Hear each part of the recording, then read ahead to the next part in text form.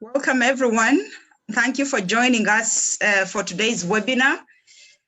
Please feel free to share your name and where you're calling in from, and your expectations in the chat box.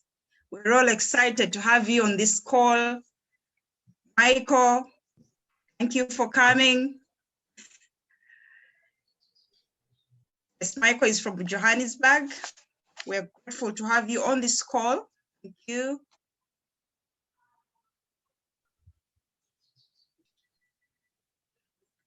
Oh, we have one Lexis from Accra, Ghana. Lexis, thank you for coming. Lydia from Dar es Salaam. Good to have you on the call. Raymond from Kampala, Uganda. Ooh, this is exciting. Diana, Lila from Kampala, Suzanne from Cape Town. Ooh, this is really nice. Thank you all for coming on board. It's a real pleasure to have you. I see some expectations coming through as well. What do you expect to get out of this beautiful conversation that we are about to have? I'd love to read some of those as well. Victoria Msoke, Christine Chayonka, thank you so much for joining this call this afternoon.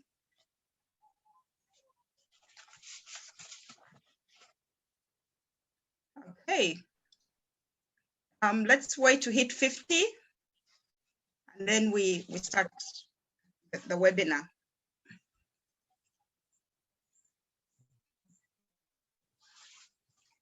Angie from Lagos, you're most welcome. We have Lucy from Nairobi, Anderitu, Grace Muwanguzi, thank you for coming.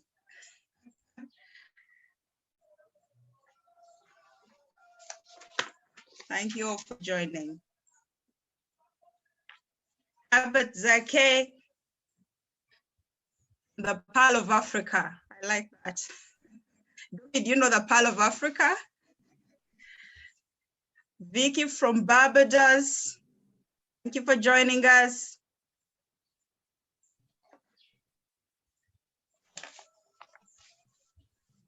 Oh, there's an expectation there. Samuel Kutana, thank you for joining the call. Someone would like to learn more about the coaching trends from your angle as a coach in Africa or as Coach Africa. All right, that has been noted. Viola, all the way from Masaka in Uganda. It's great to have you on the call.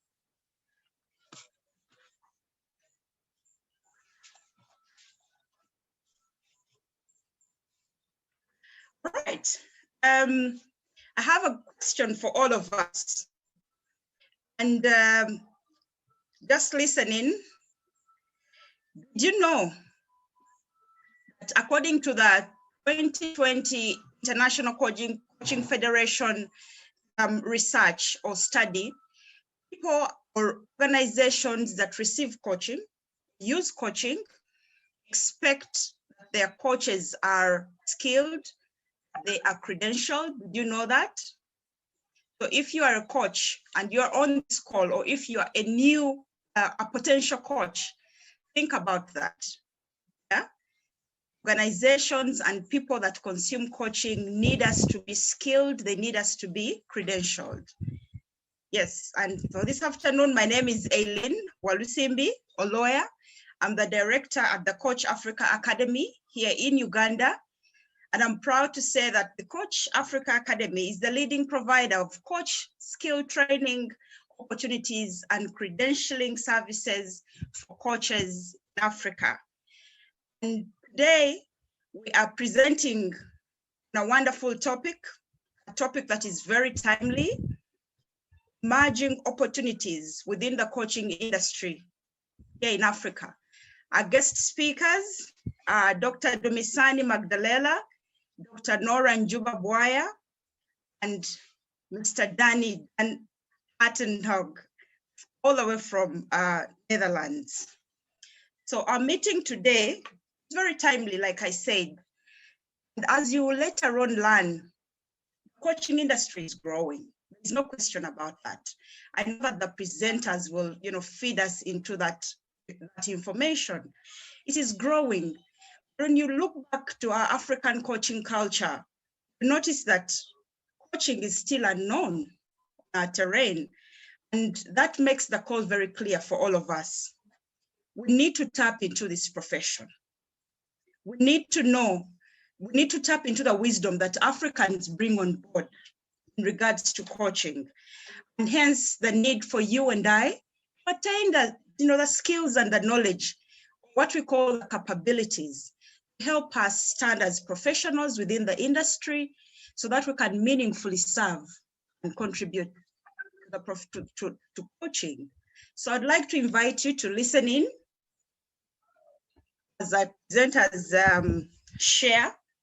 I know that we have a little, let me share with you a few housekeeping rules before we get started. The webinar today is going to be on for 90 minutes strictly. Within those 90 minutes, we are going to have conversations around the global landscape in regards to coaching, African landscape, and then we'll have Q&A. So prepare your questions.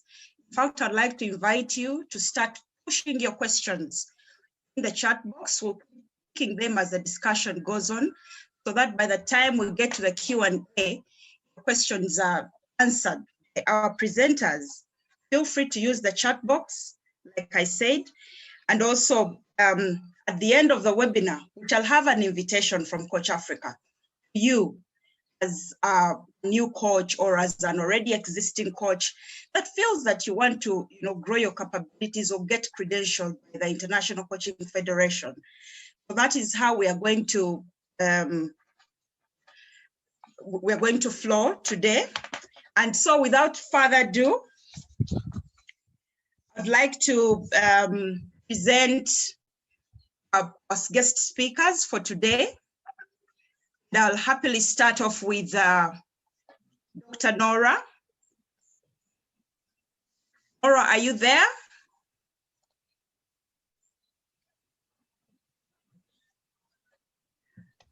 Yes, I am. Are you muted? Oh, yes, Nora, glad to see you. So Dr. Nora is a certified executive coach, organizational development and change consultant. She is a facilitator and trainer, public speaker with working experience spanning 4 careers. She always mentions that she's worked in accountancy, she's done marketing, she's done insurance, she's done coaching.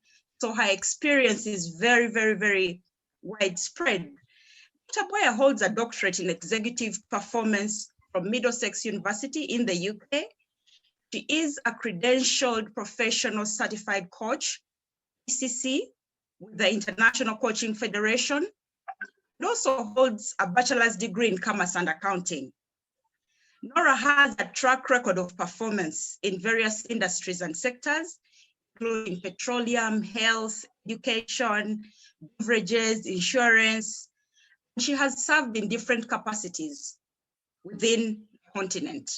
Nora, it's a real pleasure to have you on this call. And please enjoy the comfort of being on this webinar, knowing that people are seated and listening into you. We'll wait to learn from your experience as we move on.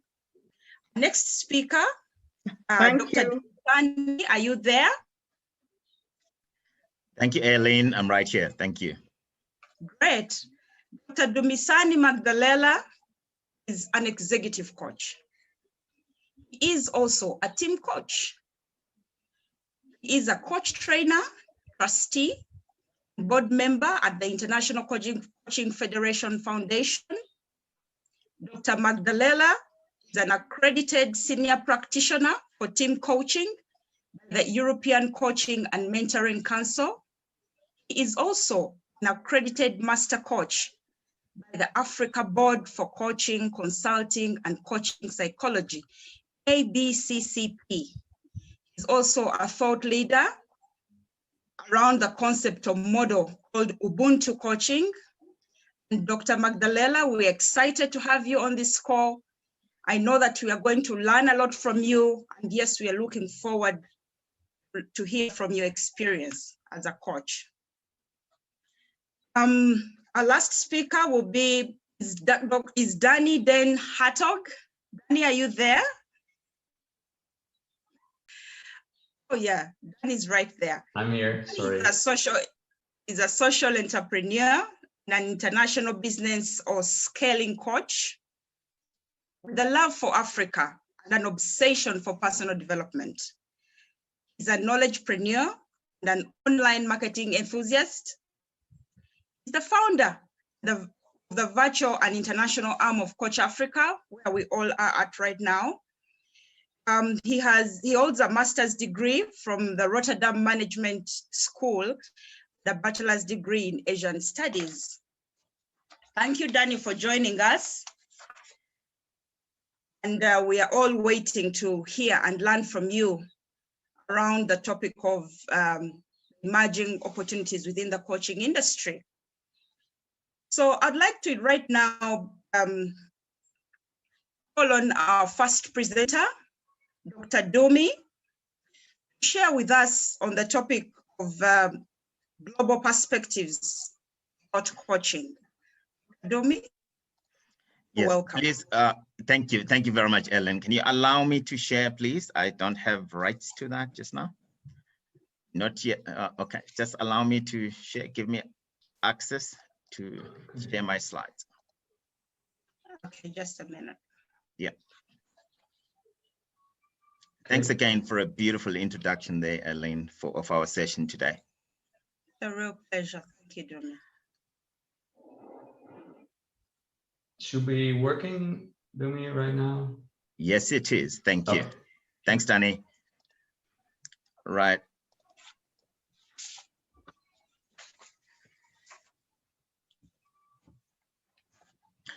Again, thanks everyone. I'm going to talk very briefly about it. This is a snippet. It's not the full picture. If I had a whole webinar to myself, I'll share a little more about the what is currently emerging as the picture or the state of coaching globally. And I must say I'm privileged to be part of the International Coaching Federation's foundation and have access to what's going on around the world, understanding the state of coaching globally. So I'm going to share just a little bit of that, because this is not about, the whole session is not about the state of coaching globally. We're looking closer home as the African continent and what we can do about this. My starting point is that coaching as we know it is not just a Western import. We need to understand that. Coaching is inherently, essentially, a contextual way of being and a way of relating to yourself and to others. It's very, very contextual.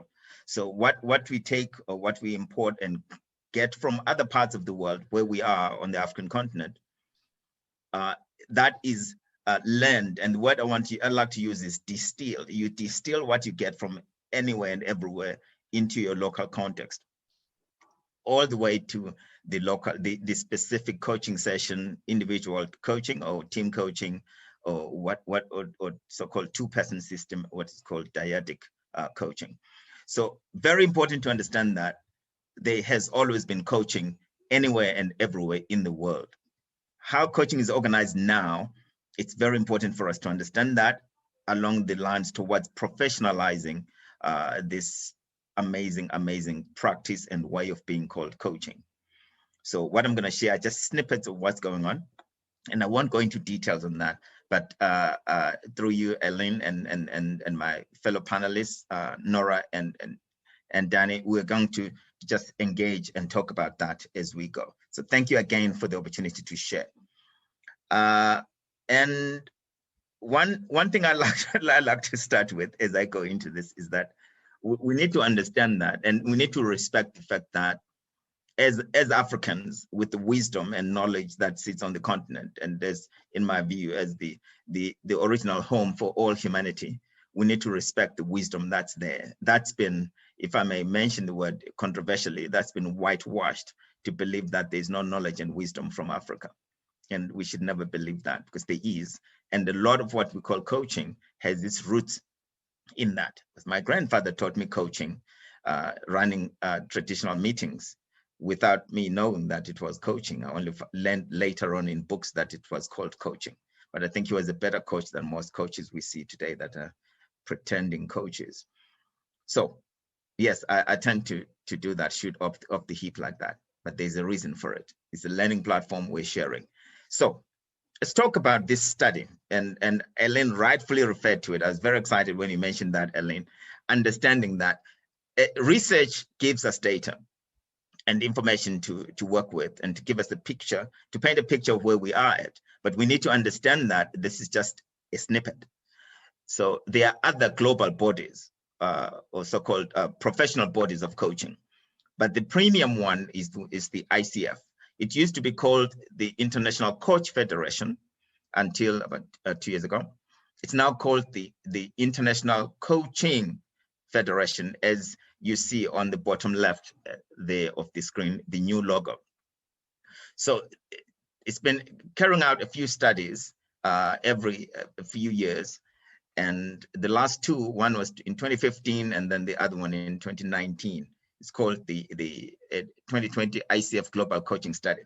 This provided the most important, let's call it overview, what is happening on the coaching front in the coaching industry since the outbreak of COVID-19.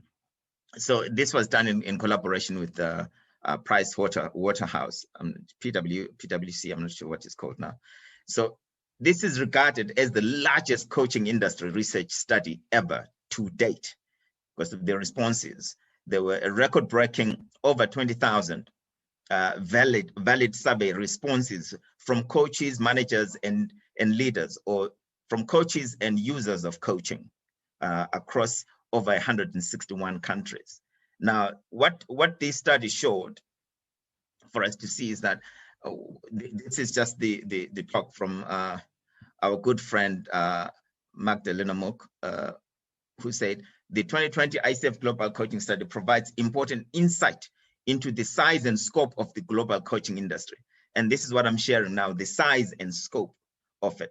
And then I won't go into details on that, but the data is available and we'll share the report if anyone is interested, but you have to buy the report, but we may have access to it and share with you some of the highlights from that report if you're interested. So it also highlights the obstacles facing coaches and managers and leaders who use coaching. And if I can share a few snippets from this, is that one thing that's clear is that most organizations during the virtual world of work, which is looming, which is growing, are looking for answers to how to lead and how to manage and how to really navigate the virtual world of work. Coaching has become an incredibly powerful tool in doing that. And this is one of the things that this study says. And other studies, smaller studies, since this one, are showing that that's the case.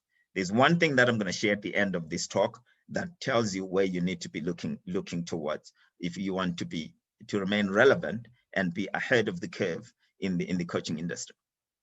And another snippet that you can show is that coaching is the frontiers for coaching's growth. Africa is one of them, the whole African continent. So this is very, very important that we're here and we're doing this. And we have an academy that's interested in growing this profession. Because guess what? You are on the front line of something massive that's powerful. In the youngest continent in the world, coaching will become one of the most important, powerful tools to help equip and build the leaders that this continent needs tomorrow. The young people in the room, the young people that are here that will be listening to this or watching the recording, understand that coaching skills are the skills that will carry you through, help you navigate the very complex, messy, and unpredictable world of the virtual world of interrelationships that we see in the world now. Maybe beyond COVID, if there is any such thing, we'll be able to meet, but you will still need the coaching skills are always relevant in any case. And another little snippet from the report that, is that while Africa is one of the frontiers, Southeast Asia is another, and Latin America is another of the frontiers for coaching, where coaching is growing exponentially. If you look at the numbers of people registering to become professional coaches, that's where you see that this is what's happening. There are a lot of people in these parts of the world that I just mentioned that are seeking to become coaches. Right now, myself and many others who are doing further accreditation and credentialing, you see that there are a lot of us in groups around the world coming together to practice and learn and become credentialed, not just accredited, credentialed, which is really the gold standard for becoming a coach, especially with ICF. There are other bodies that do that. Very important to get that. And then some more notes on this. Number of coaches. The same coaching report that I referred to above shows that globally, there were approximately 71,000 coach practitioners in 2019. You can easily add maybe 5,000 to 10,000 more to that number since then in 2 or 3 years' time, because there's been a growth in the numbers of people gaining coaching skills and getting certified to become coaches. Not the 3-day session and say you are now a coach. No, it's about really accumulating the number of hours over 20, over 50, over 100, 200, and beyond of hours of being a coach, and also of being coached by a professional coach. So very, very important to notice that the profession is professionalizing. It's still a young profession, but it's growing and becoming more regulated as a profession. So, and this was an increase of 33% on the last estimate calculated in 2015. So in 4 or 5 years' time, if you have an over 30% increase, that tells you something about the trajectory of the growth of the coaching profession globally. And then in that, looking at the revenues. So coaching is it's not a nice to have chit chat in a coffee shop. It's an actual working relationship, and you must contract on that. And coaches, some coaches that get paid really ridiculous amounts of money, if you can call it that. If a coach can charge around $1,500 or $2,000 per session, yes, dollars, USA dollars, not other dollars. The estimated global total revenue from coaching in 2019 was of almost 3 billion. Think about that. And now it's more than that. But this was an increase of over 20% since 2015. So right now it should be hovering around 3.5 to 4 billion there over that. So there's a lot to look at in terms of is coaching profitable or not? It's a mute point. It is profitable. There are people that are still asking, does coaching really work? People that are asking that question need to catch a wake-up call. Coaching is the one thing that will help just about anyone who seeks it, who sees that they want to up their game. Coaching will help you do that. It's not to fix something that's broken. There are other modalities for that. Very, very important for us to understand that. Coaching is here, and it's here to not just to stay, but it's here to grow and to thrive in the next few years. And again, on this study, note that globally, coaching is being regulated, and coaches are self-regulating. So there are a number of coaching bodies that are working towards that. And again, the ICF is one that's doing that. Very important for us all to understand that this is what's happening. And corporate clients around the world are increasingly asking for the ICF credentialing from coaches, and also for other bodies. The EMCC is another one, the European Coaching and Mentoring Council. In my part of the world, we have COMENSA, which is Coaches and Mentoring South Africa. And then we have the ABCCP, which is an Africa-wide body created by Africans to support themselves towards that. The organization that is hosting us here today, all of us, and it's one of I'm part of that family, the Academy, is working towards that. The work we need to do, all of us, is to align and integrate and not have this fragmented way of doing things. and we're working towards that. That's why we are all here talking about this now. So very, very important to understand that you need to professionalize, and you need to be a certified, ideally accredited, especially credentialed as a coach for you to become a successful practitioner. But you need to start with getting training to become a coach with a certificate from an institution such as the academy, this academy. So we'll talk more about that. I think Nora and Danny will speak more to that, and Eileen. To wrap up, not going to be long now, Eileen. That's to share a little bit about some international coaching bodies, and for us not to get confused about that. It's okay. Most bodies will give you a foundation for you to really practice as a coach practitioner and as a professional in your own right. On the top there is the International Coaching Federation, which is the leading one, just by way of numbers and experience in becoming as a body of coaches.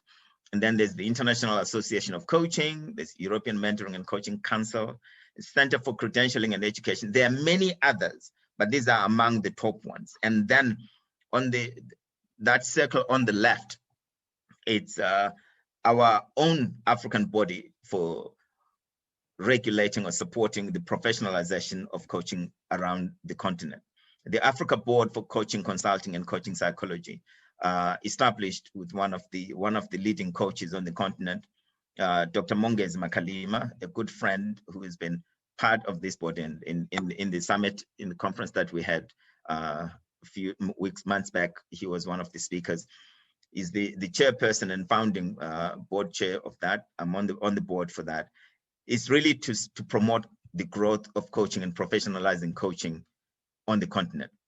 And you need to have our own bodies that do that, not bodies that have other interests other than growing the profession for the benefit of the people on this continent. We need to be alert and aware of that. What is that exactly? We need to mobilize and organize as Africans to have a profession that speaks to the interests of the people on the ground, that has an understanding of the cultural nuances of the people on the ground. Like I said at the beginning, coaching is inherently contextual. Now, this is one of my last slides, Chair. What is the hottest ticket in coaching? Team coaching is the hottest ticket in coaching. And I've had, the privilege of being invited to serve on the global body of team coaching. WBACS formed a company called Global Team Coaching Institute. And this institute, I currently serve on the faculty of this body with the 3 levels of team coaching certification. There's the foundation phase called the Gateway to Team Coaching that we offer on this. And then the next one is the practitioner level of team coaching. And then the senior one, the highest one, is called the senior practitioner for team coaching. And these 3 levels of certification, this is available, it's open now. If you go to wbex.com or search Global Team Coaching Institute, you'll find out details about that. And this is the hottest ticket in coaching if you want certified, but ideally you need to have some level of coaching experience for you to get into that or be interested in team coaching.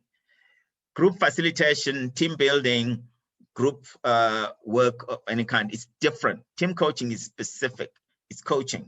It's not just facilitation and or team building. It's a specific way you do that, but we won't cover that in this now. We can, Elaine, we can do a session on team coaching with the academy just to explain what it is. And yeah, thank you. Over to you, Elaine. Thank you so much, Dr. Domi, for that wonderful presentation. And before I let you go, somebody just asked a question for you to help them understand the difference between being credentialed and being accredited. Just before I take on Dr. Nora, would you kind of answer that? Yes, very briefly, I would say, depending on the different bodies can sometimes use it interchangeably, but the difference is the rigor of the assessment that goes into that. Yeah, we can explain that in more detail. Yeah. Thank you so much. Thank you for that wonderful presentation once again. Ladies and gentlemen on the call, please feel free to start dropping your questions within the Q&A chat on your panel so that we are able to, get our presenters to answer them, right? So I'd like this time to invite our second presenter, Dr. Nora, to share with us about the Africa perspective of the coaching industry. Nora, you're most welcome. Thank you so much, Aileen, and it's great to see many familiar names and many that I don't know, so they are all potential friends and colleagues. You're welcome. Yes. And I have this really big privilege to share something that I'm so passionate about. I hope I won't go through the roof. Now, the first thing I want us to remember is that it is our time as coaches to tell our story. Until now, when we've been talking about people development, a lot of the time the minds go to everything else except coaching. We talk about training, we talk about mentoring, we talk about all kinds of things. But now coaching is overtaking counseling. Coaching is overtaking training, especially now as the internet becomes more and more something that is with us all the time. So let's talk about coaching, and I'm going to concentrate mostly on Africa, or the way we relate Africa and the rest of the world when it comes to coaching. Let's move, Danny. All right, so this coaching, how big is it? Danny, I don't know whether that is in slideshow. It could be that on my side it's small, but it's okay. So let's talk about how big this is. You've already heard from Dumi that it is big, it is large. When it comes to how fast this industry is growing, it is the second fastest growing industry in the world. And that is when you take the entire world. If you were to talk about Africa, probably this would be different, because if I were to take my country as an example, coaching in Uganda, about 3 years ago, we were only 3. Now they are like 30, coming to 30. So it is something worth looking at, yeah? Worth a lot of money, those you've seen from Dumi, but very important that we also talk about the credentialing that Dumi has mentioned. When we talk about becoming a coach, there is so many different levels of coaching, because when you go out your street, many people will say, I'm a coach. So we want to concentrate on the skilled kind of coaching where you've gotten proper instruction so that you do it and you do it right. Let's move on, Danny. So we shall be talking about that as we go. And I want you to be very specific here, talking about Africa. We are so few. Coaching is still like a little baby, yeah? We are so few. We have 830 members so far who are with the ICF. Of course, there are many other coaches that may not be with the ICF. And then we have, if you talk about numbers, South Africa, where Dumi comes from, is big on coaching. North Africa, Egypt, Morocco, they are big on coaching. West Africa is bigger now. East Africa, where I come from, is the baby within this. So you will understand when we want to put in all of the effort. So we said, what if every person that is in Africa were to get a coach? One coach in Africa right now would be coaching 450,000 people. Can you imagine? Now you understand why this call is very important. Okay, so the game is changing.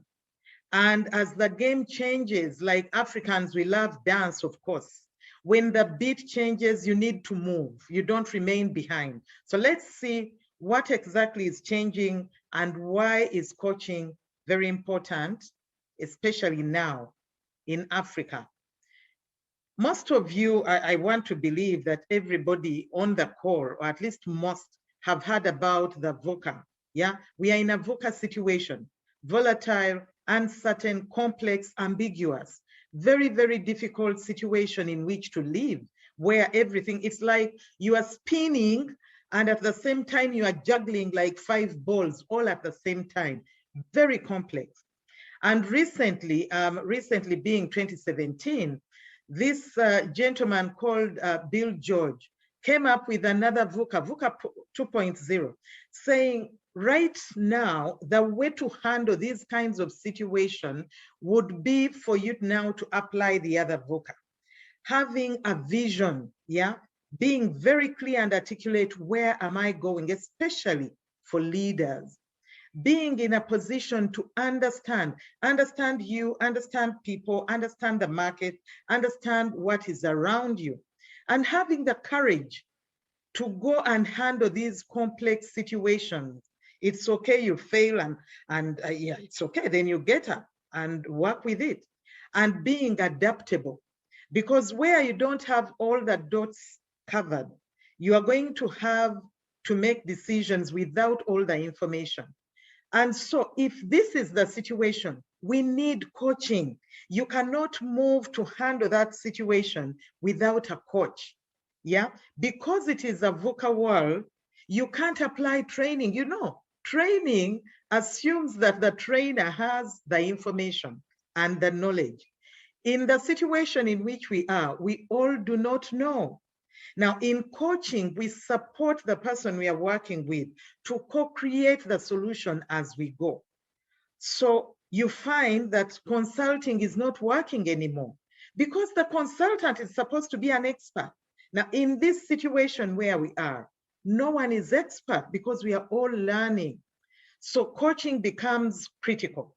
Now, the demand for coaching is not going to go down. It's been growing, and all the time it grows even faster. Coaching will no longer be for the people that have big money. It's going to be for everybody. You can't run an institution when you do not have a coach. Because I mean, where are you taking everybody in these kinds of situations? And in any case, if we are going to win as Africa, then we need to find coaches. I haven't heard about a champion that has no coach. So that is the situation that we are working with. Some of this you've already heard from Dumi. So when we get excited to pull other people into the pot, you understand, yeah? There is, if you were to look at what are the earnings. Now, if you look at the lower end, coaches that are not trained to be coaches, or at least they are not certified, charging between $50 and $500 per hour. A session is typically an hour. Now, thinking about the ICF sort of family, when they collect who coaches what, it is between $200 and $1,000 on average. Of course, there are those that charge more and others that may charge less. But when you look at the Harvard Business School study, it is $200 to $3,500. Now, you look at it per year, that is kind of interesting. I was trying to find out which are the best paid careers in the world. You will probably know this. Neurosurgeons. Neurosurgeons earn about that much. And if you were to, plus minus, look at the number of hours they work per day, you would come up with about 500 to 2,000 per hour. So coaching is in that range, yeah? And then leave the money aside, because sometimes, I coach in and out of season.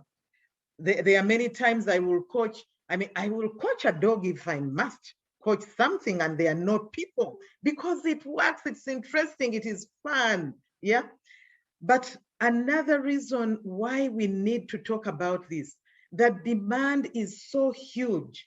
The demand is so big, and coaches in Africa are so few that when we get big jobs, We start looking around. You go to Kenya. Hello, do you have any coaches that are available? Especially good coaches. So you look for coaches in the West, in the East, everywhere. Challenge is now, and a good challenge, it's a global world. We are all coaching virtually. And so our wonderful coaches in Africa are coaching Japanese, Americans, all over. So even the few we have are going away. And we are like, why isn't everybody coming to jump in? You apply coaching not only to people that are building businesses, but you apply it to your daughter, to your son, when they are making choices, what it is they are going to do. It is a versatile kind of, skill that you will apply in your life. It's almost like accounting. Looks like I went for the good ones only. Okay, so the need is big. The call is there, and we are not getting any smaller. Now, when we talk about the gig economy, these kinds of freelancers now, yeah, coaching can be applied anywhere. Whether I have a full-time job, I can decide I'm going to commit just a couple of hours, maybe every day, and I will concentrate on the American market, or I will just go to New Zealand and market from there, so that I have different hours when I apply that. So you see this, I think we need to move, because I can go on and on and on. I'm like, this is the place to be if you want things to happen. So Africa needs a lot of coaching, a lot of coaches. And yes, we also need coaching. Remember, we are going for this regional trade as well. And as we do that, a lot of competition. I was looking at the statistics and seeing there are many countries where you have one certified coach, one certified coach in a whole country. How can that happen? How will the leaders in that country become great leaders? And then we complain that we have bad leadership. What are you doing? So if you are somebody that is interested in leadership, growing other people, then do something. And the one thing you could do is become a coach. When you become a coach, you start with yourself, because you can't be a coach without a coach. So you will become a greater leader. And then you support other people. If you refuse and you're on the call, I don't want you to ever complain that you have bad leaders in your environment until you get on board, okay? So as we increase this demand and see COVID, what it has done to us and to the businesses, the industries, some of them collapsing. At that point, you need a thinking partner. You need somebody that is going to broaden your perspectives so that you see the world in a different way. And then you jump in and try to look for solutions and options in a smart way. So Africa needs more coaches. All right, and as we move on, okay, so this is where we are at now. And I hope Danny will take us through what is out there, because once I've made the decision, and I hope you're making the decision, once I've made the decision, the first thing is to say, I will not be a quack coach.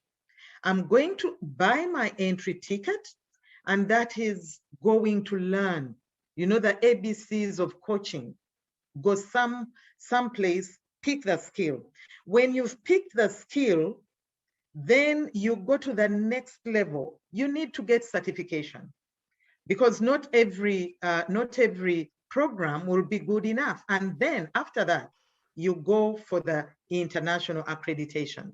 Aileen, I could go on forever. Thank you so much. That's what I could fit in that time. Over to you. Thank you so much, Nora. Thank you so much for that wonderful presentation. It feels good to be in the right place at the right time. The discussion is very, very eye-opening. The call to us, to me and you, is very clear. Let's take charge. Let's get our capabilities up in terms of getting skilled in the coaching, and let's serve our continent. Wow. Thank you so much, Nora and Dumi. And Danny, before I get you to share with us your perspectives on this subject, I'd quickly like to ask Dr. Dumi to share with us a short story about how he got to jump onto this bus of coaching. What happened? What interested you? Who invited you? I'm curious to hear that story. Yeah, there are a number of stories. I was on an executive program many years ago, almost 20 years ago, and one of these old gray-haired men that was our trainer and facilitator, and we were in I think we were in Italy then. We were this executive development program. We go to different continents, different parts of the world, different organizations to learn how to work with executives and leaders and CEOs in those companies, how to support them. That is a organizational systems development program that I was on. And he kept saying to me, there's a way in which you keep quiet and allow people, you ask a question, a few words, and something happens in the person that you're talking to. And I've been observing you doing this. What is that? And then I explained that my grandfather taught me, learn to listen before you open your mouth. That's why you have 2 ears and 1 mouth. And kept practicing that and saying that. And then he told me that what you're doing is called coaching. And I'm like, what? He says, yeah, it's called coaching, and you should get training and become a coach because you're a natural coach. And I was like, oh, okay. So I got to find out a little more about it. And then the rest is history, Aileen. Then registered and got certified. And then I've been a practicing coach since then. But so coaching found me. I didn't go looking for it, but because that part, the practice and that person, similar to what Dr. Nora is talking about, you need to know, you need to see that there's value in this. And for me, I can't emphasize it enough, and Dr. Nora said it beautifully. Coaching will become mainstream. There's more and more coaching. It's best to get on board now, because if you're interested, you're on this call, like Dr. Nora said, you are interested in this. So get certified. And this is why, for me, Coach Africa Academy is it's a gift to all of us. Become a coach, register. After this, I expect to see you guys flooded with requests for people wanting to be coaching, because all of us need coaching skills. And some of the senior coaches like ourselves are in supervision, constantly learning how to be. We're learning from each other, but also from our clients, because coaching is a consistent learning platform for everyone. So thank you for that. Thank you, Dr. Domi. And I know that speaks to many questions that are coming up in the chat box. How do I become a coach? How, what's the story? How do I get certified? Yes, Danny, I quickly wanted Nora to also share a snippet of her story, and then I'll come to you. I know she has an interesting story that people would be interested in. Nora, how did you become a coach? How did you become a coach? Yes. The problem is you ask the questions and then you told me, you have to do it quickly. So I don't know whether I can. So anyhow, yes. I did a number of things before becoming a coach. This is my 4th career. So having gone around all over the place, one day I ran into, they call them job coaches in the US, and we were talking, and I was trying to explain what am I unhappy about. And he told me, you don't even need my services. What you're talking about is there as a profession. Now, this is 2003, I think. I had no clue. I had never heard about executive coaching at that time, yeah? So anyway, I hear about it, I start reading about it, and the more I heard, the more I got interested. And then, good enough, I was in an organization that used to get coaches for senior leaders. So I got a coach sometime when I was with Shell. And from that time, I said, that is what I want to do. That's what I'm going to do. And then I started coaching anything and everything, even before getting the skills. I was one of those quack ones, yeah? And then I went and started studying because it was so expensive, you see. I needed like I think it was 7,000 with ICA. I'm like, I need it, I have to do it. And I started little by little until I got the certification. So that is it. Wow. I always love to listen to that story, Nora, because you inspired me onto this journey in so many ways. And I also know that people seated on this call are now thinking, how do I get there? Leila is already saying, I want to be a coach. How do I do this? And that's the purpose of this discussion. Okay. So, yeah. On this note, then, I would like to invite my colleague, Danny. Danny is going to share with us an invitation to work with the Coach Academy. But before that, Danny, you've been quiet for some time. And I know that you're very passionate about Africa. You're very passionate about the entire journey of coaching, and you understand where it can take this continent and the world. And so my question to you would be, can you share with us briefly the potential you see in African coaches, looking at the global perspectives that have been shared, the African perspective? Where do you see the African coach? Yeah, great, Aline, and I'm very humbled to be in the company of such amazing people. And I think, I'm typically the tech guy behind the scenes. I think a lot of you that are now watching have received either an email sent through some of my actions, or have been involved in, have seen some posts and all these kind of things. I think what I've come to realize, the more I'm engaged in conversations like this, is the more passionate I'm becoming about the value of coaching on the continent and beyond. And I think over the past, and I'll have a brief presentation to share, over the past 18 months plus, I've really asked myself the question, because it was reinforced so many times by people over here where I'm in the Netherlands. And their question was basically twofold. It was, what can we learn from Africa? Right?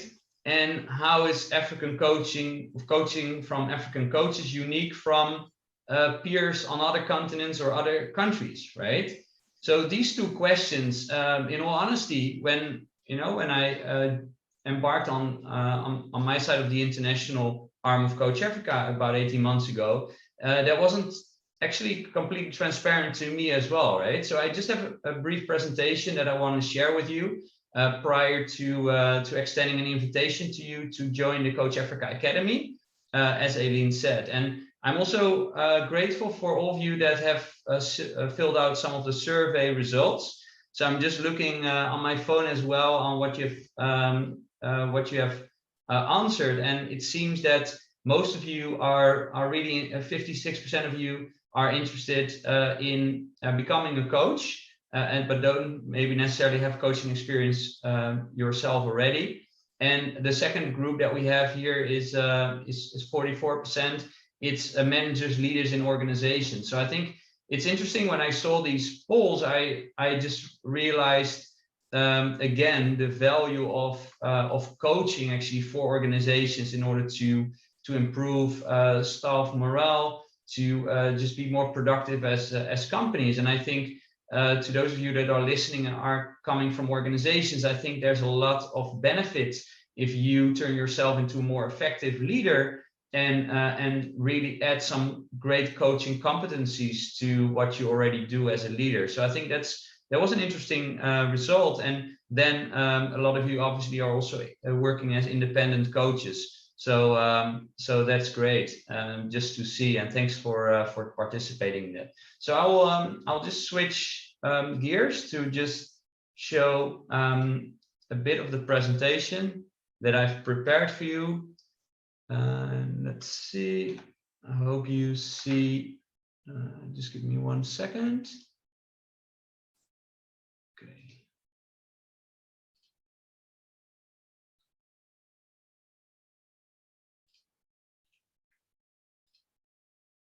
Just resharing my screen. I'm just going immediately to the right. Okay.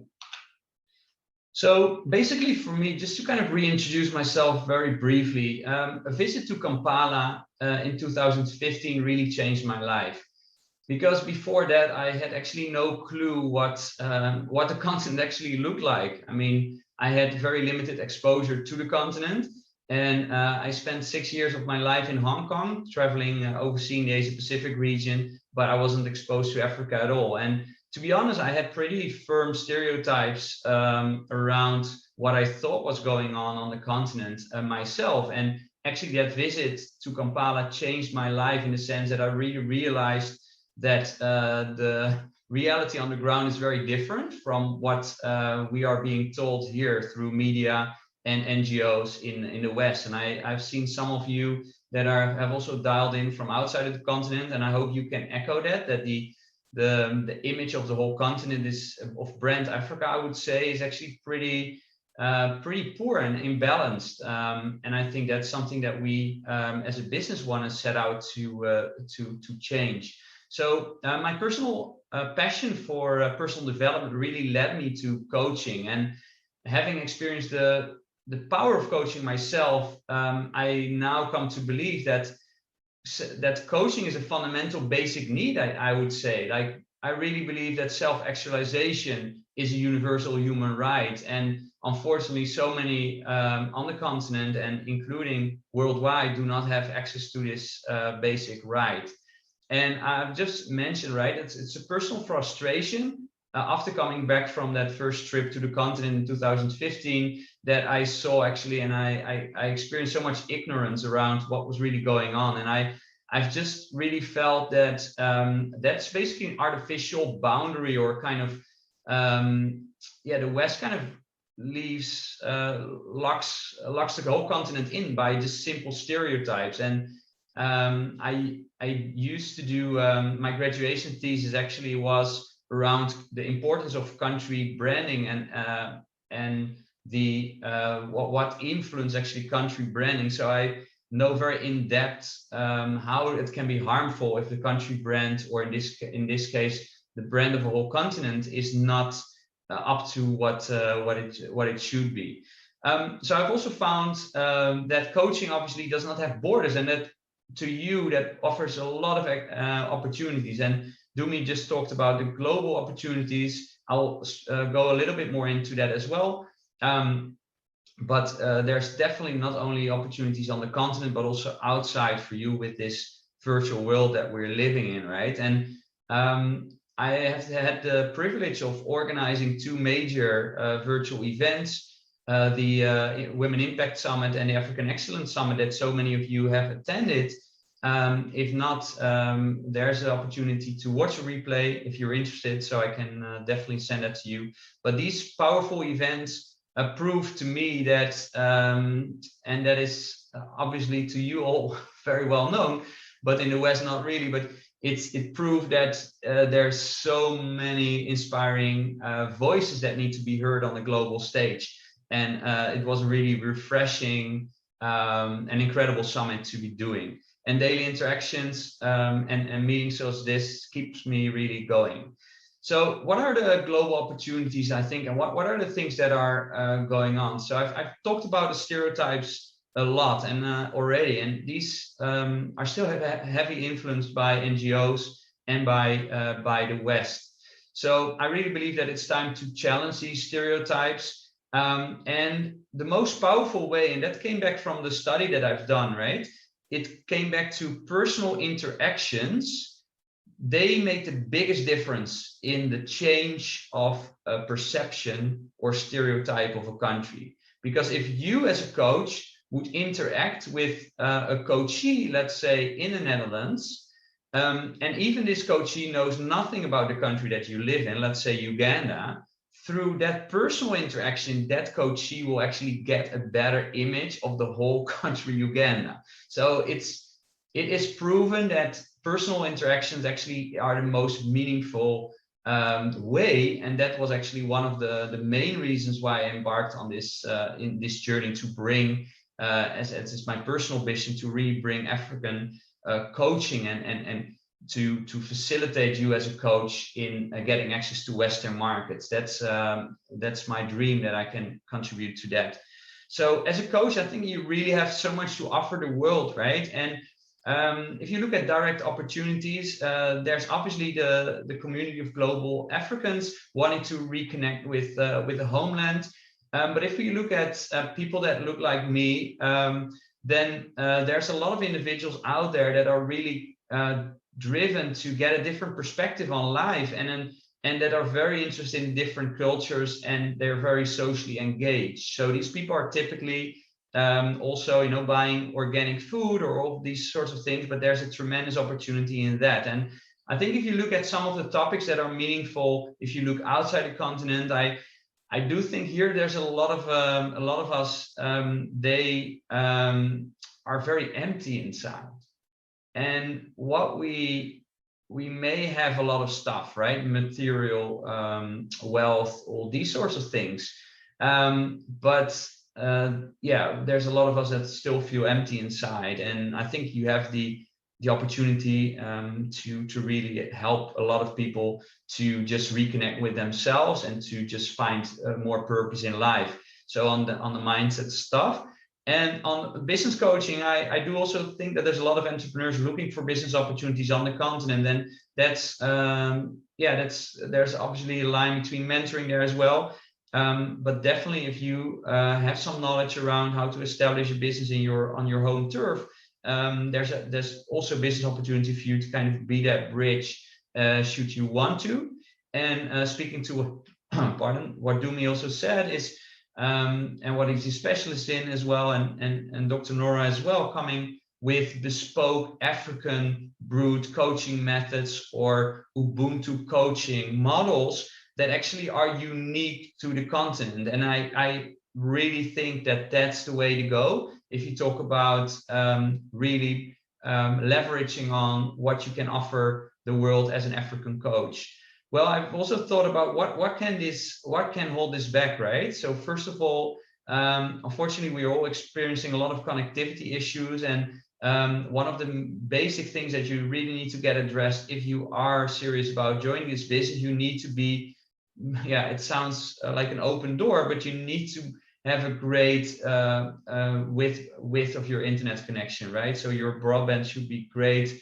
Your data plan should be on par, because if your conversation fails with a prospect from the West, I mean, people are pretty demanding overall as well. So, and that the same goes for coaches on the continent, obviously, as well. So it's that connectivity is really key, and I've seen it even in our summits, that things break down, and we really don't want that, and some are beyond our control, but I cannot emphasize how important that is.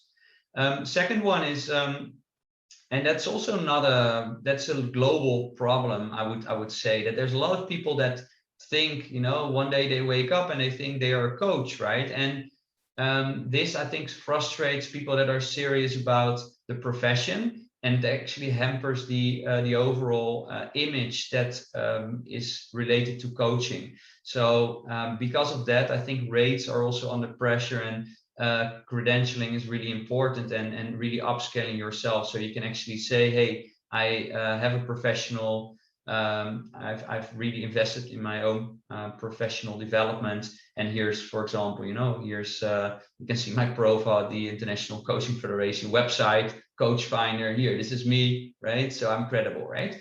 That online presence is really, really important, because you have the opportunity to compete on a global level. So that's pretty exciting, actually.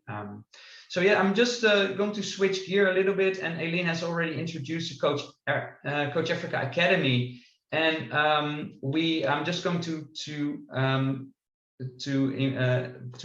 invite you for a very special journey, because I think there's a lot of you that may have these questions around, okay, so how do I become a coach? How do I get certified with the International Coaching Federations? And how do I really do this journey? So because of many questions that we got, we actually developed within the Academy a really great program that we are now informing you about. And that program, the enrollment for this cohort will actually close on Sunday night. So it's not counting, because it was a snapshot from the website, but I'll share the website later on. It's really about how to build a thriving coaching practice in within just 9 months. And this is not only for independent coaches, right, or people that want to become a coach, but it's also for manager leaders that really want to become either an in-house coach within a company, or just wants to really up-level yourself in the organization by being more effective with the people that you work with. So this is a perfect fit, this program, if you want to become an independent or in-house company coach and really build a career of impacting others. It's also a great program if you're an experienced coach looking to get certified, because maybe the only thing that has really held you back in your business is just that people ask you the question, are you certified by an international body, right? And just as Nora said, you can just even put up your rates easily by that international accreditation. And that can be one single reason for joining the program, to just let us help you get certified, and we know what it takes, so we can help you with that. So if you're an experienced coach, but you have felt that it's kind of like it was a copy-paste methods from the West that you have been taught, we can definitely help you to use more effective models that are grounded in the African context. If you're ready to charge your worth, if you want to make coaching your full-time profession, one of the things that really stood out to me in the poll just now, and I'm just looking at it again, is, are you coaching full-time? And 89% of you said you're not. And maybe in many cases it's a deliberate decision. You like to do a few different things.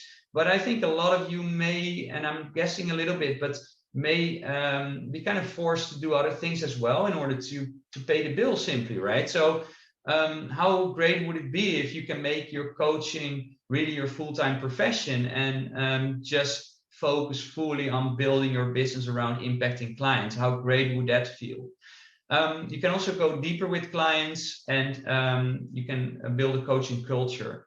So the problem we see a lot is that a lot of people know that they're meant for more and they want to charge the worth, but often confidence is holding people back. And that has a lot to do with somebody not having invested enough in their skills, because the more skillful you feel, the more confidence you portray and the more impactful you be around your clients, right? And being in this space in over 16 years, we know that copy-paste coach training and certification do not work on the continent, right? So I'm here talking to you because I think my value is in understanding the global context and also seeing the unique value that is in bespoke African models where the world can benefit of. But I've really learned also myself that that actually a lot of us, and I'm talking now about Western peers, we're just rushing in with coaching programs that people, we expect people to buy. And with the virtual space now, it's even worse, right? You are getting all these emails from influencers that say, hey, buy our coaching package or join our coaching academy. And they have no idea what your reality is on the ground. So I think that is something that the Coach Africa Academy really is different in. So you have a lot to give, but you may have a lot of questions still, like, I'm not certified, will people take me seriously? What sets me apart from my peers? How can I improve myself? How do I track my clients? How much do I charge? All these questions we'll answer for you in the program. So how great would it feel if you really improve your understanding of coaching fundamentals, you increase your confidence as a coach, you charge your worth, you receive international accreditation, you learn bespoke models, you actually build your own legacy that you're proud of, you're more visible in the marketplace, and you increase your income because you can charge more, right? And leave your marks on the world. So we have a special invitation, and it's not for everyone. Obviously, it's it's still an investment.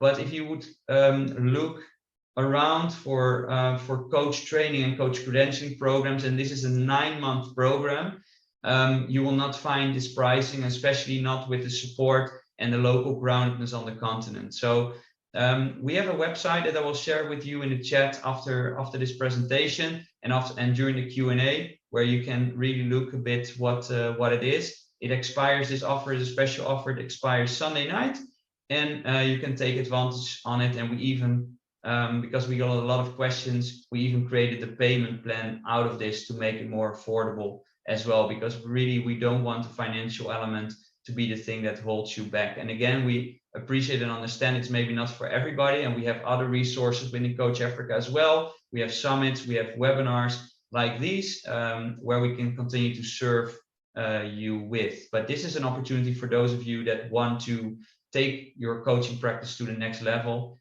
and we hope you join us. So one of the amazing ladies that have just joined us, her name is Angelina, and she said, after a recent life-changing experience, I found my purpose in the coaching space, so I've decided to grow my business and make it profitable.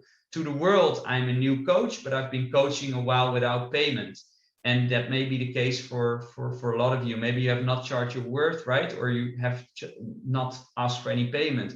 Considering that, to ensure that the business thrives, I would like to develop my coaching skills with the Academy. It's my wish to give my clients peace of mind and confidence when they choose to work with me by raising my credibility. I'm confident that after this program, I will also be able to offer my clients more impactful guidance. So she's from South Africa, Angelina. Thanks so much for joining us, and we hope many more of you will join. So that's it from my end. So take advantage of the offer, and we hope to see you on the other side and guide you to the next level. So Aileen, maybe I can hand it over to you, and it's time for Q&A. Okay. Wow. Thank you so much, Danny, for that presentation. Questions are buzzing through the feed. I can't even, match up with the speed. But I also want to thank Dr. Dumi and Dr. Nora. They've been doing a great job in the chat box trying to answer questions here and there. I saw Richard Sebagala and a couple of other people asking about the difference between credentialing and certification, and I guess that has been adequately handled. Ruth is asking about the difference between coaching and mentoring.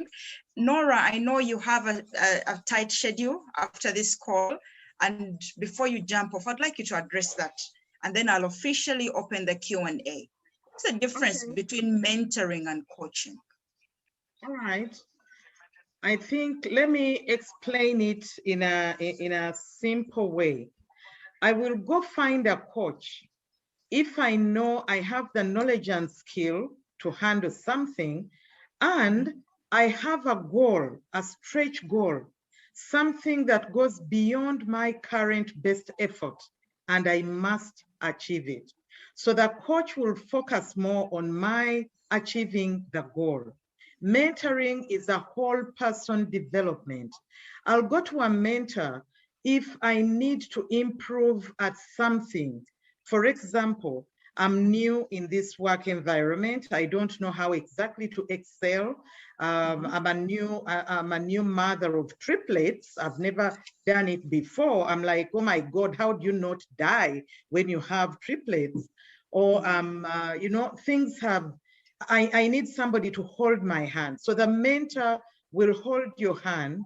They will share their own stories sometimes so that you learn from their mistakes. Experience. You don't have to go through the same mistakes. A coach does not have to know what you do. A coach only needs to help you clarify what is it you want to go for, what's your environment, who are you, what are you bringing to this? And then they support you in drawing up a very good plan to go and achieve it. They don't stop until you've gotten there. One focuses on the person, the other focuses on your goal. Thank you. Wow. Brother Thank you so much. Would you like to add to that, please? Yes, Dr. Nora, thank you. I love how you put it, Dr. Nora. You brought it down very nicely and simplified it beautifully. I'll use an anecdote to answer the question, Aileen. And yes, again, thanks, Dr. Nora, for a beautiful clarification in that example. Picture a situation where it's a construction site. I like to use this example. And there's someone has built bridges or roads for 40, 50 years. This is an experienced person, man or woman, gray-haired, hard-haired, has been done it all, weather-bitten. It's been doing this for many, many years. And then there's a graduate, fresh, call them green, of graduate school, young civil engineer, wants to learn from the older senior person on how to build bridges and that in this climate, and how much mixing concrete or tar on the road. And the older person takes the younger person under their wing and shows them the ropes, as Dr. Nora said, hold their hand and shows them how it's done, because they have done it. So they walk that path and they're helping the younger person learn how to do it. That's a mentoring relationship. And they share with them how to manage their time, manage themselves, when to do what, how much time, how much space, from the technical to the personal to the rest of it. They hold them and support them to become a credible young civil engineer who knows it, because they have done it themselves. So they help. And then the cherry on top is that the older person can work with the coach on how to navigate and manage relationships with younger people, with millennials or Gen Z and others. A coach can help them learn how to work with this young person that comes from university. And the coach does not even have to know anything about how to mix concrete, but they know about human behavior. And the goal, as Dr. Nora is saying, is how to manage relationships with the younger person. Yep. Thank you so much for that insight, Dr. Domi. I think it also answers Christine Chayonka's question, especially the perspective that Nora brought on board about, she's asking, is coaching restricted to grooming leaders? Nora, is coaching restricted to grooming leaders? Oh, yeah. First of all, I could say yes and no. I would say no if it is leaders in the sense of, like institutions and whatever. But I could say yes, because we are all leaders. I have my granddaughter, and I'm very, very eager to start coaching her soon after she starts talking. Yeah. Yes. So we can coach anybody. An example, you could coach a person. For example, this is a young lady. She's in school, she wants to leave school, and she has a target. If she's to remain, she must pass the exam. So she could go under a coach's wing for them to set goals. There must always be goals, and get to see how do they rework their life experience and everything so that they meet the goal. So it is not only for leaders in that sense. Thank you. Thank you so much. Danny, are you there? Someone has a question for you. I know you mentioned a bit of it when you are presenting. Somebody's asking, how do you do coaching alongside the normal job? Is it even there? If it's there, how does it work? Yes. Yeah, so I think the challenge is if you, so there's two ways you can approach this, right? So I'm assuming from the question that it's maybe coming from somebody that wants to transition to a coaching profession, if I'm correct, right? So there's two ways you can approach it, right? You can pull the plug and just start straight away and dive all in. That's kind of like how I've managed my life now and then, but it's not really great for your savings, and you put yourself and your family a little bit at risk. So just be aware of that, but it may help, to burn the boats and go for it, right? But there's also a scenario, and I think that's probably going to be most successful for most of us, is a situation where you gradually start a side hustle at first, right? The coaching side hustle, and then grow it into a full-time profession. And I think then you give yourself some time to really build your capabilities as a coach, and give yourself a new career basically, and reduce dependency on your current employer as well, in case we continue to have a difficult world climate, right? So I guess I would definitely recommend, like, just block and plan some dedicated time to just say, okay, this is my coaching business, right? Maybe you don't know yet how it looks like, and that's perfectly okay, but do you have the dream that at some point you really want to make this happen? And everything in life starts with a decision, right? If you decide and commit on that now,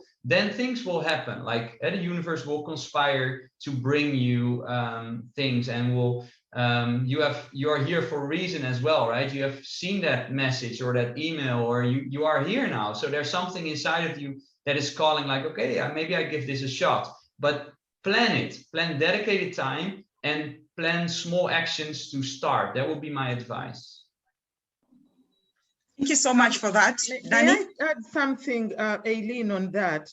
Actually, Yes, the best time to do training as a coach is when you are still working somewhere, because all you need to do in that case is for you to register with your employer and ask the employer to add coaching to your standard job.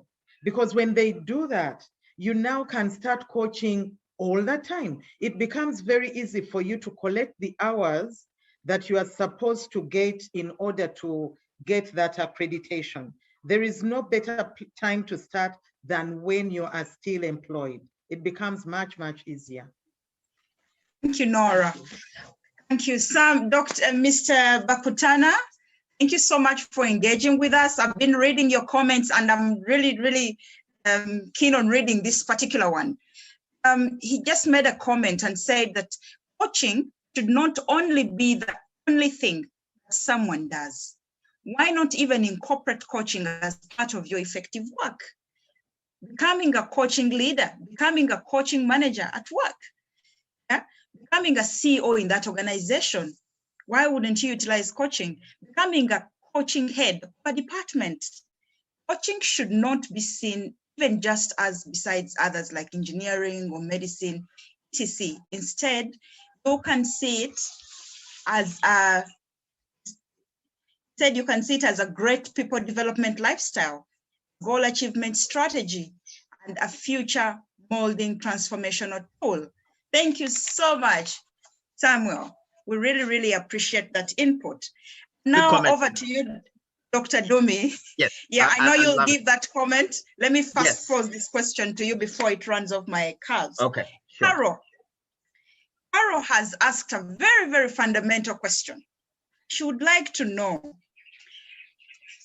if, looking at the discussion we're having right now and knowing that coaching is very, very important, but like we have all emphasized, why is it not discussed or introduced within the education sector, within our colleges?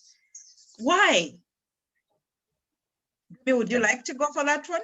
Yes, definitely. Thank you, Ellen, and thanks, Dr. Nora, for the beautiful responses, and again, Danny, for your presentation. I love that the stereotypes and how Africa is not known. We need to change that narrative, and it's up to us, all of us, Africa and Africa's friends, and those that feel the spirit of Africa, that they know that all humans came from this part of the world.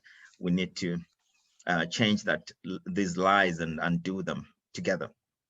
So the question that's being asked, education, we need to build into every curriculum anywhere in the world, around the continent especially, coaching skills. And Samuel is spot on. Thank you, Samuel, for this beautiful comments you've been adding to the chat. Well done for that. Very, very important, Elaine and Danny, that we need our education systems to have coaching as an integral part of any and every curriculum, not just social skills. My kids go to a Pan-African school in Johannesburg, and they have a subject called coaching. I never had that growing up in school, but they have that, and the practice, they learn how to interrelationship skills. And then they have one called social, something about social skills, how to work with others, how to interrelate, how to interconnect and share with others, how to bring your best self in that. There's something called solutions first that is built into that, a coaching skills into that. And it's very important. All of us need to do that. And I'm going to promote something here. This is a coaching book that my wife and I have written. It's a coaching book. You'll find it on Amazon. It's called The Ubuntu Friendship of Beaten Egg, a story about coexistence. So it's a children's book, a children's coaching book about how to do that. So we're not just preaching this and talking about it, we're actually doing it. And we need to do that. You can go and download this. It's actually free on Amazon because it's not a commercial thing. It's about promoting this discipline because I'm very passionate about it. So very, very important. It has to be everywhere. And somewhere we have programs called Manager as Coach, Leader as Coach, and Board Member as Coach. These programs are there, they are available. And if you want to chat about that, I can bring it to your own organization. We can do that. Now, things are easier virtually. We can do that. First thing, people like Samuel sounds very much like a coach. So maybe, Danny, we need to find a scholarship or sponsorship for Sam to train and join the academy and become a coach. See, it pays to engage on the chat, Sam. It does. It does. And yes, he is a coach. Very well known here in Kampala. Yes. Yeah. So it sounds like a coach. Yeah. Thank you. Thank you, Sam. Thank you, Domi. Thank you, Sam. Thank you, everyone. I'm seeing another beautiful comment here. Thank you, everyone, for this eye-opening and amazing session. After this session, I definitely have more insight into my roadmap in the coaching profession. Coaching is transformational, and I'm loving proof of it. I unfortunately have to run now, but thank you once again from an aspiring coach. Oh, thank you so much. Did you notice we jumped into the Q&A somehow, and I'm really loving it. Yay, someone is saying, okay, right. There's an interesting question here for, has Nora left us? I think she dropped out, yes. Okay. Yeah. Okay. Somebody's asking, at what point does coaching become a full-time profession? Now that we know the entry points, at what point do you decide that now I'm going full blast? I'm only doing coaching. And I know, Domi, you're doing this in all the different spheres, the spaces where you belong. At what time did you say, mean it full time? Great question, by the way. You can choose to do that. And for me, I chose the easier route. I changed my job in an organization into a full-time coaching space. And so I'm employed to do what I love. And then I built into that scope and space for me to coach other clients in organizations that have no relationship to my current employer. And it's working out very well. And so I teach coaching globally and in different organizations and in universities. And then I'm still employed to do that. But the idea is to move full-time into it as my clientele grows and my employer wants me to stay in a corner. I need to broaden to just be able to open my wings. You got to be ready to do that because I think Sam said it rightly that you can't just do that alone. In Africa, coaching is still emerging and growing. So there are only a few coaches that can do it full-time. Most coaches do other things to supplement their incomes because coaching is still young. In markets where coaching has grown, you can do it easily, full-time coach, and include consulting and coaching, coach training or team coaching within the basket of offerings that you have. So very important to mix it up carefully, diversify smartly. Yes, thank you so much. And you need a coach to make that decision anyway. Yeah.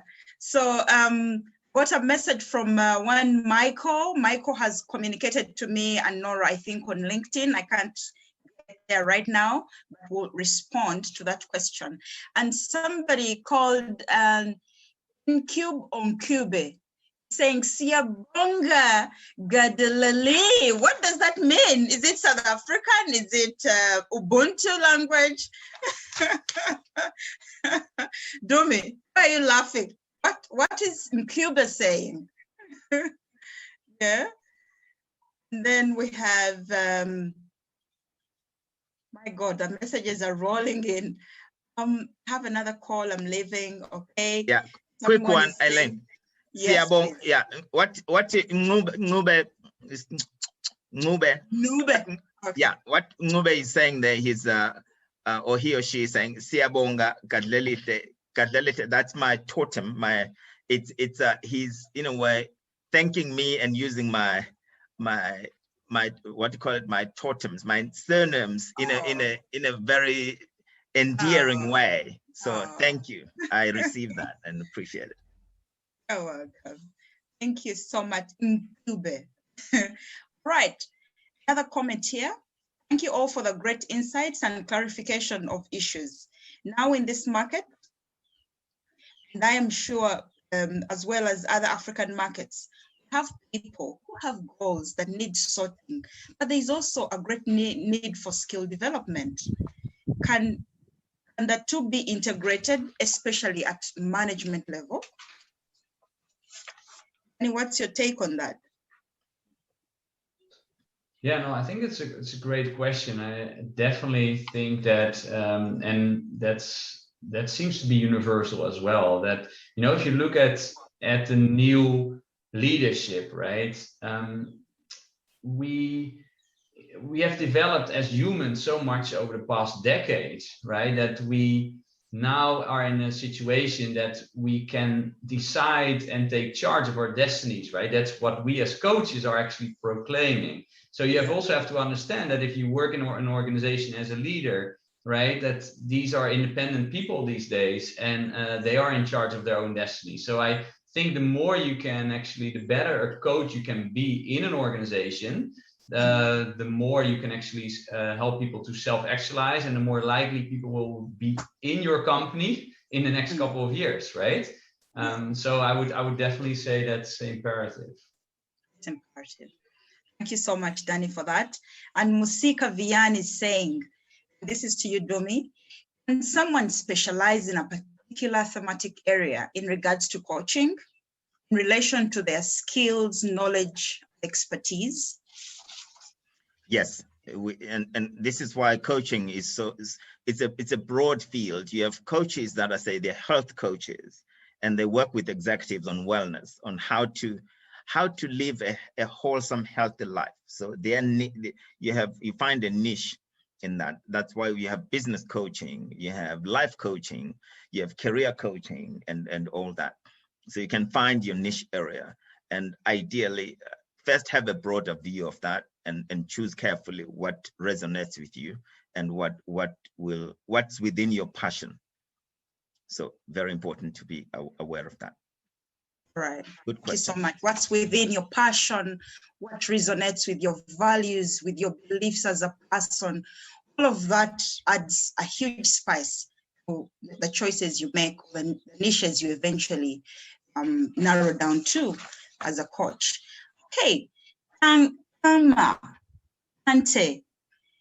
saying that I just completed a 6-week, please forgive me when I pronounce your name wrongly, I'm learning.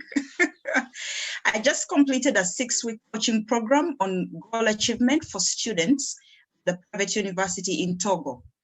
I call that director offering personal development. I call that director offering personal development to his students a visionary. That is the way to go. So he's in agreement. He's in agreement with what we are saying. And thank you for these great insights. Charles is saying we'll surely consider getting to the next level. Suzanne is saying, thank you very much for sharing your insights on this very, very important topic. Best wishes. Thank you, Suzanne, for attending.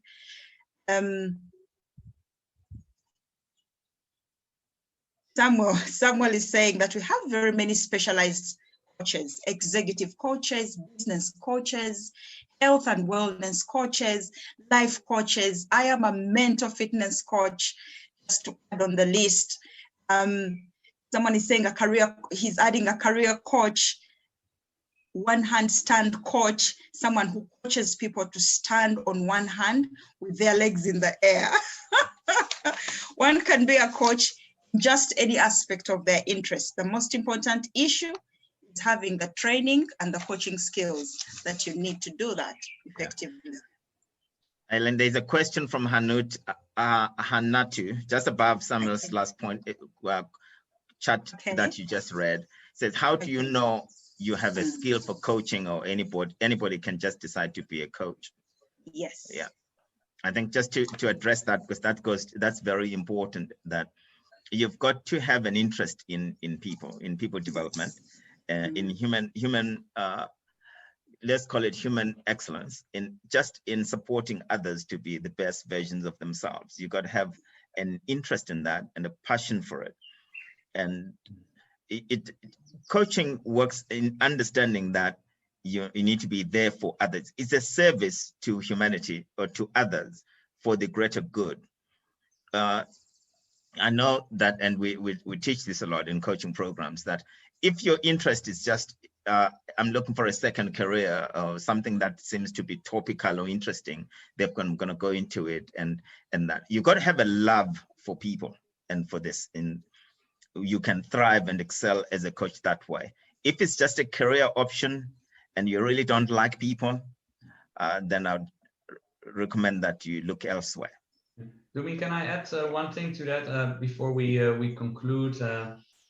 Is that I've seen also some questions or things in the chat around, do I really have a skill, or can I pull it off, right? And maybe Aileen, it would also be nice to hear from you on that. Like, I'm just trying to just switching seats, because you have been doing such an amazing and incredible job here, but knowing you are not a silent person. So I think it would be only fair to ask you that question, to maybe comment in what would you say to somebody that is unsure if coaching is for them, and if they have the skill really for it?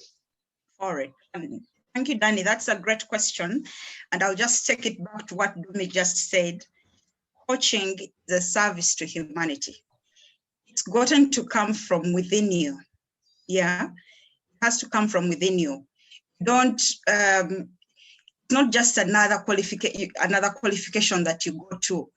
It's not that you need to have gotten a bachelor's to qualify as a coach. Have Dumi said that his grandfather, and so many years ago, used to coach. I don't think he had a master's degree by then, or an undergraduate degree in psychology. He didn't. So there's a conversation that resonates with people. There's a conversation, you have this yearning, this deeper yearning to help others be better, improve things. These are some of the things, that inspire us to become coaches. And I'll share with you next time, maybe in the next webinar, about my personal story coming into the coaching space.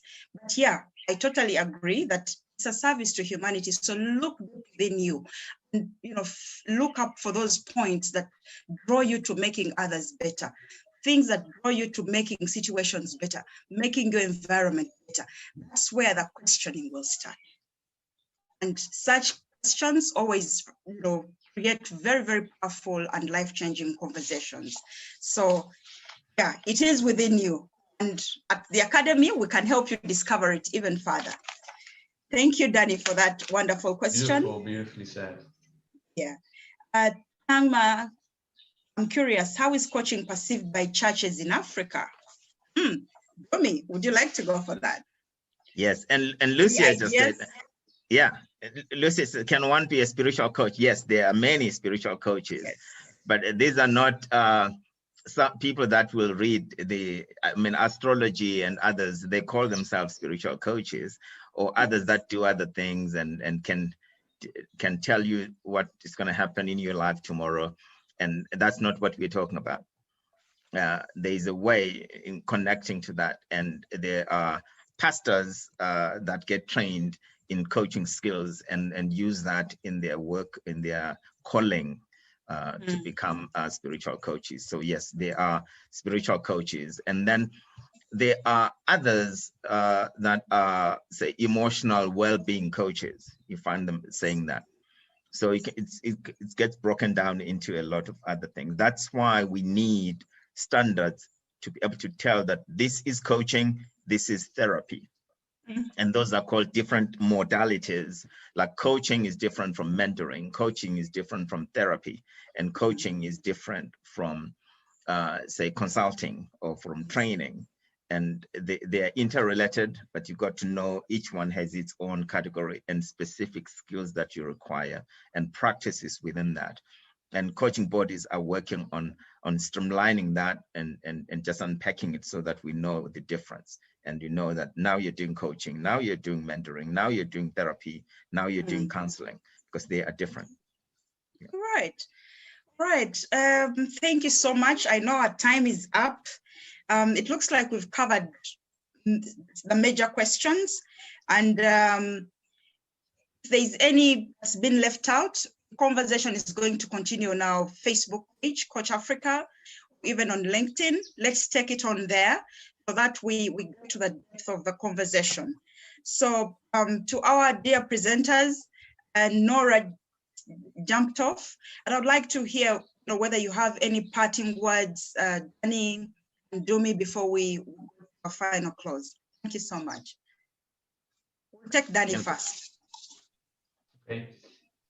So I would say one of the mistakes I've made in one of the most costly mistakes I've made in the last 5 years is one where I did not choose for my heart and my heart's calling and my yearning. And I was very practical in, okay, this is maybe something that pays the bills, right? And that didn't work out well. So I think parting way would be like, as a coach or an aspiring coach, you have more affinity than other people for actually bringing out that calling. And if you're going to work with other people to bring that out, it's really important to start with yourself, right?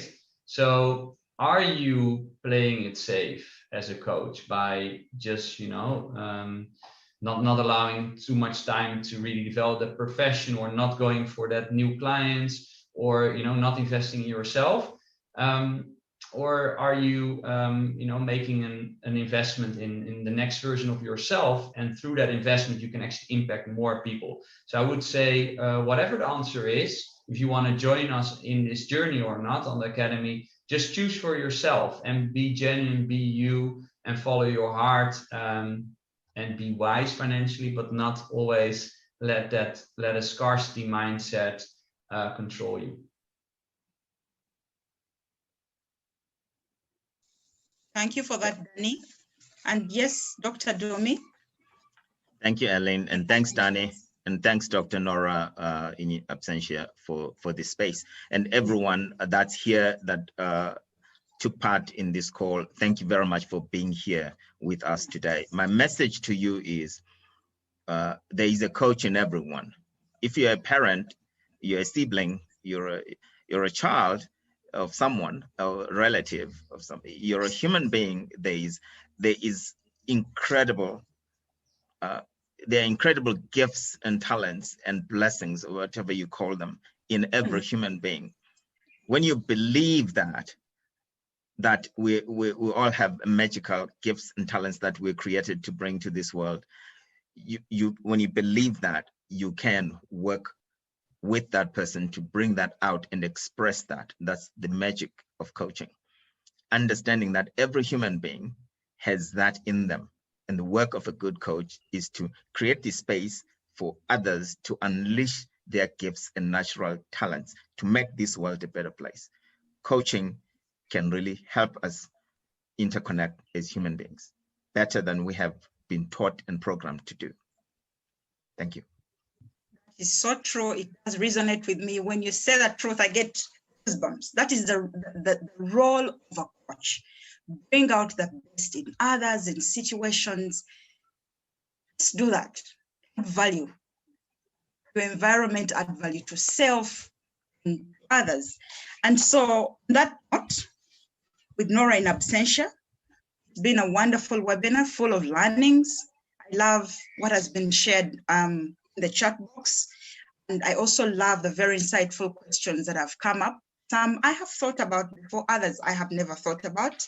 So thank you so much all for contributing and being here. Remember that we have a cohort that is open. Registration is on, it's open. Want to grow your skill, don't sit back. If you feel that you have birthed that potential within you of wanting to be more, of wanting to serve more, of wanting to create a dent on this planet, you feel that one of the ways would be coaching, know it deep down within you. The decision, the time is now. The opportunity is right here. Make that decision, come join the academy, get to know about coaching and start utilizing it as your tool. So once you register, class begins on 1st of September. Be aware of that. So by 1st of September, we should all be ready to go and fly and get these capabilities developed. With that said, I would like to thank you once again for being part of this wonderful audience. Thank you for joining us, and we'll see you during our next webinar. Thank you so much, everybody. It's been a real pleasure discussing with you. Thank you. Thanks You've so been much. Amazing, Eileen. Thank you so very much. Eileen, You're welcome. fantastic job. Thanks so much. Great moderation. Thank you. Thank you. Agree. Thank you, Daddy. Thanks, everyone. Thank you. Bye. Thank you. Thank you, Bye-bye. people. Bye. Bye. Coach Africa, where excellence is past, present, and the future.